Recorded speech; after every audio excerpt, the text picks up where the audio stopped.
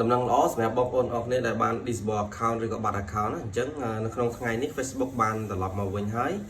ខ្ញុំសម្លឹងឃើញថានៅក្នុង follower របស់ខ្ញុំនៅក្នុង page ចែកម្លែកនេះគឺ follower ដែលបានបាត់ពីមុនឬក៏ពីថ្ងៃមុននេះគឺបានត្រឡប់មកវិញទាំងអស់ហើយទោះបីជាមិនបានមកទាំងស្រុងក៏វាបានមកច្រើនជាងមុនដែរដូច្នេះអញ្ចឹងជា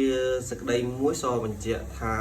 account Facebook ដែលបាន disable នោះគឺបានត្រឡប់មកវិញអញ្ចឹងចំពោះបងប្អូនដែល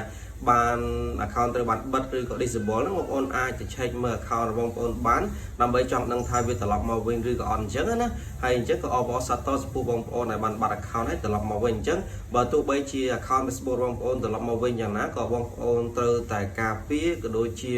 ត្រូវតែដាក់នៅប្រព័ន្ធសុវត្ថិភាពឬក៏រៀបចំ account Facebook របស់បងប្អូនឲ្យមានសុវត្ថិភាពត្រូវតែតាមស្តង់ដារអញ្ចឹងណាដូចជាមានទាំងឈ្មោះ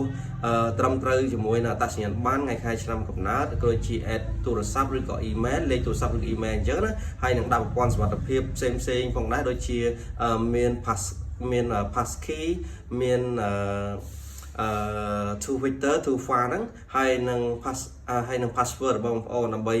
យ account របស់បងប្អូនត្រូវមានសុវត្ថិភាពអញ្ចឹងណាហើយជាពិសេសនោះបងប្អូនត្រូវ verify ជាមួយនឹងអត្តសញ្ញាណប័ណ្ណផងដែរហើយអញ្ចឹងអរគុណច្រើនសម្រាប់ការតាមដានទស្សនាហើយក៏អរសាទរដល់បងប្អូនអរគ្នាដែលបាន account ត្រឡប់មកវិញហើយវីដេអូនេះក៏មានតែប៉ុណ្្នឹងអរគុណសម្រាប់ការតាមដានទស្សនាកុំភ្លេចចុច like share និង follow ដើម្បីទូបានចំណេះដឹងនិងការ update ថ្មីៗបន្ថែមទៀតបាទអរគុណជួបគ្នានៅវីដេអូក្រោយ